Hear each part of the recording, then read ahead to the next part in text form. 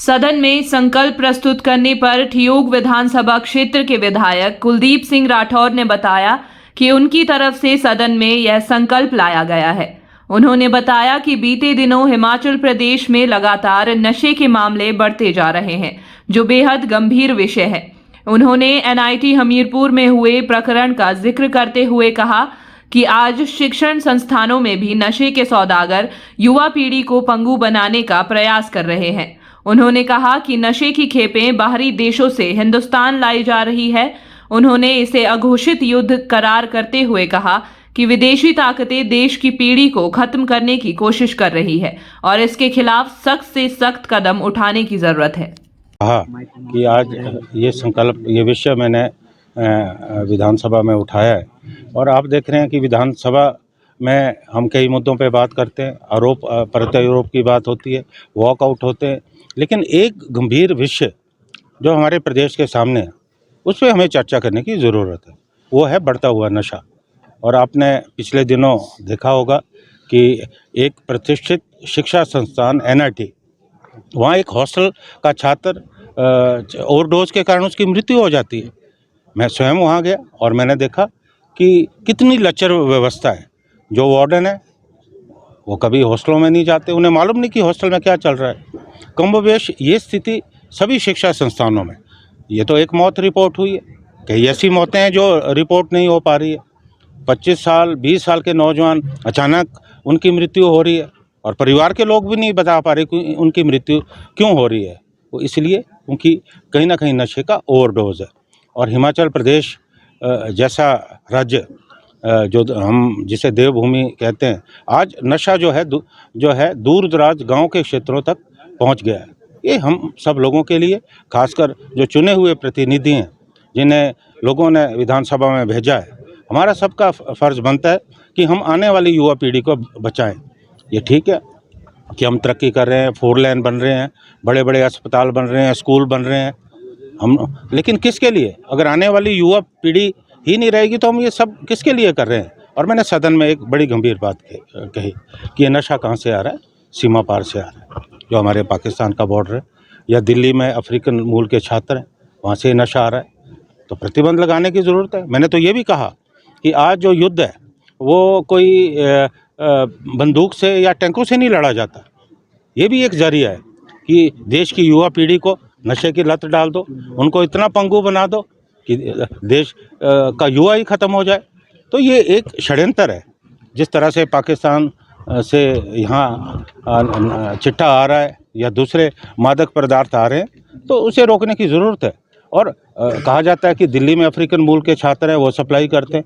तो दिल्ली तो देश की राजधानी है, वहाँ तो राष्ट्रपति बैठते हैं, वहाँ देश के प्रधानमंत्री बैठते हैं, गृह मंत्री बैठते हैं, तो उनके नाक के नीचे कैसे हो रहा है? इसे भी हमें बड़ी गंभीरता से लेने की ज़रूरत है।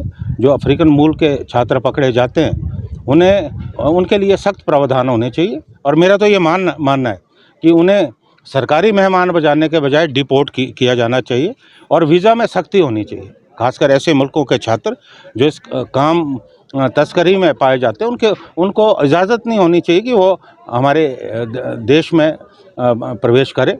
और हमारी जो व्यवस्था है उसको मजबूत करने की ज़रूरत है। जो हमारी सेंट्रल की एजेंसीज़ हैं, चाहे आईबी है, हमारी मिलिट्री इंटेलिजेंस है, हमारी प्रदेश की एजेंसी है, सबको समन्वय से मिलजुल के काम करने की ज़रूरत है ताकि हम नशा तस्करों पे लगाम डाल सकें। और मैंने एक बात और कही कि कौन पकड़े जा रहे हैं? जो कैरियर है, 5 ग्राम 10 ग्राम।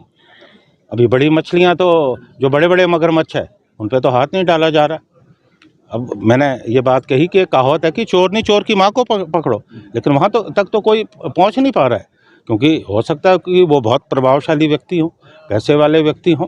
तो मेरा ये मानना है कि बहुत सख्ती की ज़रूरत है और हमें कानून के प्रावधान सख्त करने होंगे। एक सामाजिक चेतना की ज़रूरत है। और ख़ासकर जो हमारा अभी शिमला में पुलिस ने सख्ती दिखाई, काफ़ी मामले भी पकड़े गए, लेकिन वो नाकाफ़ी है। हमें आने वाले समय में मिलकर एक अभियान के तहत हमें काम करना होगा। ये ठीक है कागज़ों में होता है, लेकिन वो मुझे लगता है कि ज़मीनी स्तर पे क्या हो रहा है उसे देखने की ज़रूरत है। और जो ये नक्शा मुक्ति केंद्र बन रहे हैं, मशरूम की तरह ग्रो हो रहे हैं, अब वास्तव में वहाँ जाकर युवा नशा मुक्त हो रहे हैं या नशा युक्त हो रहे हैं, ये भी देखने की ज़रूरत है। तो यही बात हमने उठाई है, चर्चा से के लिए। आपने आवाज उठाई। मैंने ऑन रिकॉर्ड ये बात कही है और आज इस पे चर्चा चल रही है और अभी जो सरकार की तरफ से इस पे जवाब आएगा। प्रदेश के प्रतिष्ठित भूषण ज्वेलर्स इस फेस्टिवल सीजन में ग्राहकों के लिए लाए हैं गोल्ड फेस्टिवल धमाका। इस योजना के अंतर्गत ग्राहकों को आभूषणों की खरीद के साथ साथ लाखों रुपए के आकर्षक इनाम जीतने का भी मौका है। इसमें पहले इनाम के रूप में 100 ग्राम सोने का सेट, दूसरा इनाम 50 ग्राम सोने का सेट और तीसरा इनाम 25 ग्राम सोने का सेट है। इसके अतिरिक्त आप जीत सकते हैं 25 चांदी के गिलास, 25 चांदी के कटोरे, 25 गणेश व लक्ष्मी की मूर्ति और 25 चांदी के सिक्के। इतना ही नहीं, हर 50,000 की खरीद पर आकर्षक उपहार भी दिया जा रहा है। योजना 15 अक्टूबर से शुरू हो रही है और 15 दिसंबर तक चलेगी। तो इस गोल्ड फेस्टिवल धमाका का लाभ उठाने के लिए पहुंचे भूषण ज्वेलर्स के लोअर बाजार सोलन स्थित शोरूम में। यार रितु, आज शॉपिंग करते हैं, पर कहां से करेंगे? मुकेश ट्रेडिंग कॉर्पोरेशन में वैरायटी इतनी कि तुम्हारा दिल झूम उठेगा। लेकिन ये कहां पर है?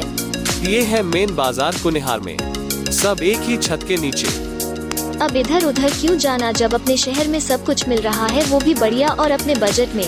तो चलते हैं शॉपिंग करने मुकेश ट्रेडिंग कॉर्पोरेशन में। तो सुना आपने, आज ही आइए अपने शोरूम में। मुकेश ट्रेडिंग कॉर्पोरेशन में सस्ती खरीदारी करके लाभ उठाएं। एक बार सेवा का मौका दें।